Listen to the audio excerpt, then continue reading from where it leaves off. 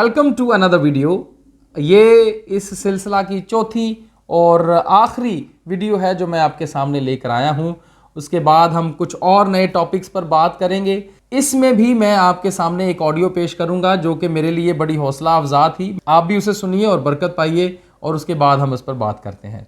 John chapter 3 verse 16, For God so loved the world that he gave his only begotten Son, that whosoever believeth in him should not perish but have everlasting life. Amen. अच्छा, मुझे ये बताइए, ये versus आपको सिखाता कौन है? मेरे पापा और मम्मा। जी साथियों, तो आपने देखा हमारी कलीसिया के एक उभरते हुए सितारे ने खुदा के कलाम की आयत को पेश किया और उसने गो के उसको इंग्लिश में पेश किया है। जिनको वो इंग्लिश समझ नहीं आती, मैं उनके लिए बताता चलूँ कि उसने यूहन्ना 3:16 यूहन्ना की इंजील में से तीसरा बाब उसकी 16वीं आयत को पेश किया है, क्योंकि खुदा ने दुनिया से ऐसी मोहब्बत रखी कि उसने अपना इकलौता बेटा बख्श दिया ताकि जो कोई उस पर ईमान लाए हलाक ना हो बल्कि हमेशा की ज़िंदगी पाए। इस हवाले को उसने पेश किया और जिसने सवाल किया, जिस एंकर ने उसको सवाल किया, उसने उसके रिस्पांस में ये हवाला बताया और वो एंकर जो है वो उसके रिस्पांस में पूछती है कि आपको ये कौन सिखाता है। तो बच्चा जो है वो बताता है कि मेरे पेरेंट्स ने ये मुझे सिखाया है। सो मैं सबसे पहले तो उन पेरेंट्स को खराज तहसीन और पेश करना चाहता हूँ जिन्होंने अपने बच्चों को ऐसी खूबसूरत तरबियत दी है और वो उनको हवाला जात जो है वो सिखा रहे हैं और इंग्लिश में सिखा रहे हैं। और ये मेरे लिए बड़ी बरकत की बात थी, क्योंकि इंग्लिश में जब हम हवाला सीखते हैं तो दुनिया में जितने मुल्क भी हैं, जितने भी ममालिक हैं, वो उसको समझ सकते हैं, because English is an international language. तो हमारे बच्चे जब इंग्लिश में इस तरह से पेश करें तो वो तो सारी दुनिया उसको सुनेगी। तो ये तो मेरे लिए बड़ी बरकत और हौसला अफजा बात थी। लेकिन मैं आज खसूसी तौर पर मुख्तलिफ जो ऑडियंस में से लोग मुझे आप देख रहे हैं, मैं आपसे, आप में से हो सकता है कोई पेरेंट्स हो, कोई नौजवान हो, बेटे बेटियां या बड़े बुज़ुर्ग या बच्चे, कोई भी आप जो मुझे इस वक्त देख रहे हैं, मैं आपसे खुसूसी तौर पर बात करना चाहता हूँ स्पेशली पेरेंट्स के साथ कि आपके लिए और मेरे लिए ये एक बहुत बड़ी एग्जाम्पल है जो हमने आज सुनी है। आइए हम अपने बच्चों को अच्छी तरबियत करें, आइए हम अपने बच्चों को खुदा के कलाम की आयतों को हिफ्ज़ कराएँ, खुदा के कलाम की आयात को याद कराएँ, ताकि जब हमसे हमारे ईमान के ताल्लुक़ से पूछा जाए तो हमारे बच्चे शर्मा ना जाएं, हमारे बच्चे घबरा ना जाएं, हमारे बच्चे सहम ना जाएं, बल्कि हमारे बच्चे दिलेरी के साथ खुदा के कलाम को पेश कर सकें। आयत उनसे एक कही जाए तो वो 10 सुनाने की अहलियत रखते हों। सो आइए हम अपने बच्चों को इस तरह के जो है वो खुदा के कलाम के से आरास्ता कर दें कि हम अपने बच्चों को मुख्तलिफ़ कपड़े, मुख्तलिफ़ उनको चीज़ें लेकर देते हैं, हम उनको किसी चीज़ की कमी नहीं आने देते हैं। आइए हमारे बच्चों में ये भी कमी ना रहे और हम अपने बच्चों को इस तरह के हवाले जो है वो याद कराएं।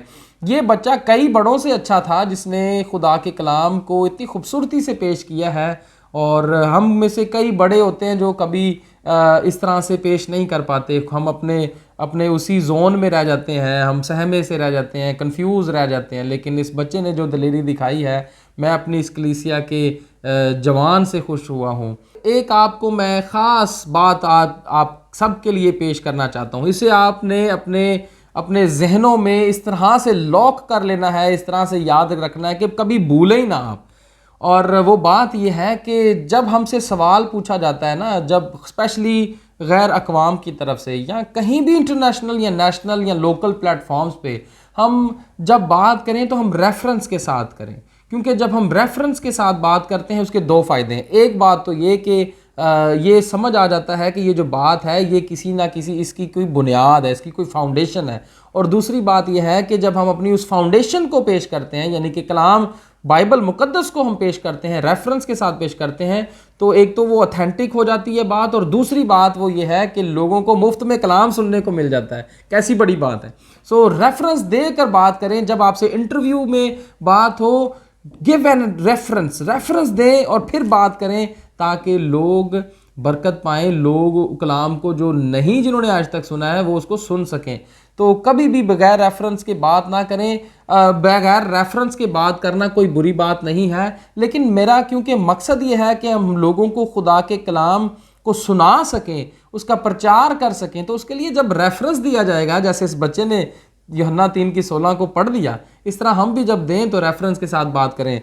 मैंने मुख्तलिफ इंटरव्यूज़ देखे हैं जिसमें लोगों ने सवालात किए हैं, पूछा गया कि कौन पैदा हुआ, इस दिन को क्यों मनाते हैं और इस पर आप क्या पैगाम देना चाहेंगे। तो लोगों ने बड़ी सादा और बड़ी सिंपल सी बात की है जिसमें कोई रेफरेंस नहीं था। लोगों ने कहा कि हम इसको यीशु मसीह पैदा हुए हैं, उन्होंने कहा कि हम केक काटते हैं और ये अमन का दिन है, लेकिन इन सब बातों के से हट कर ये बात पेश करना कि वो जो पैदा हुआ है वो निजात दहिंदा है, गुनाहों से छुटकारा देने वाला है, खुदा ताला का बेटा है और हमारी आखिरी उम्मीद है। जब हम इन बातों को भी बताएंगे तो दुनिया जो बच सकती है वो भी बच जाएगी। सो पॉइंट टू पॉइंट बात करें, रेफरेंस के साथ बात करें और शर्माएं ना, क्योंकि खुदा हमें देखता है और जब हमें गवाही देने का मौका मिलता है तो हमें दिलेरी के साथ गवाही देनी चाहिए।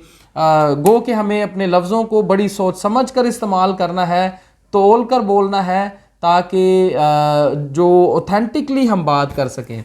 सो मैं आप सब लोगों का शुक्रगुज़ार हूँ कि आपने इन 4 एक साथ को आपने बड़ी तसल्ली के साथ सुना है और अपना रिस्पांस भी मुझे दिया है। सो इसके लिए मैं आप सबको थैंक यू कहना चाहता हूँ। उम्मीद करता हूँ कि आप सब के लिए ये बातें और ये पैगामात हौसला अफजा रहे होंगे, आपने बरकत पाई होगी। और दुआ कीजिए कि खुदा मुझे और तौफीक बख्शे ताकि मैं और प्रोग्राम्स भी आपके सामने लेकर आने वाला हूँ। आज इस प्रोग्राम की आखिरी किस्त थी, सो मैं खुदावंद का शुक्रिया भी अदा करना चाहता हूँ कि खुदा ने मुझे हिम्मत और ताकत बख्शी कि मैं ये बातें रिकॉर्ड करूँ और आपके सामने लेकर आ सकूँ। सो खुदावंद इस चैनल को बरकत दे, आप हमारा साथ देते रहें, इसी तरह से इन प्रोग्राम्स को देखते रहिए और बरकत पाते रहिए। मैं भी बरकत पा रहा हूँ, आप भी बरकत पाइए। God bless you. फिर एक नए सिलसिला के साथ, एक नए प्रोग्राम और एक नई किस्त में आपके साथ मुलाकात होगी। तब तक के लिए खुदा हाफिज़।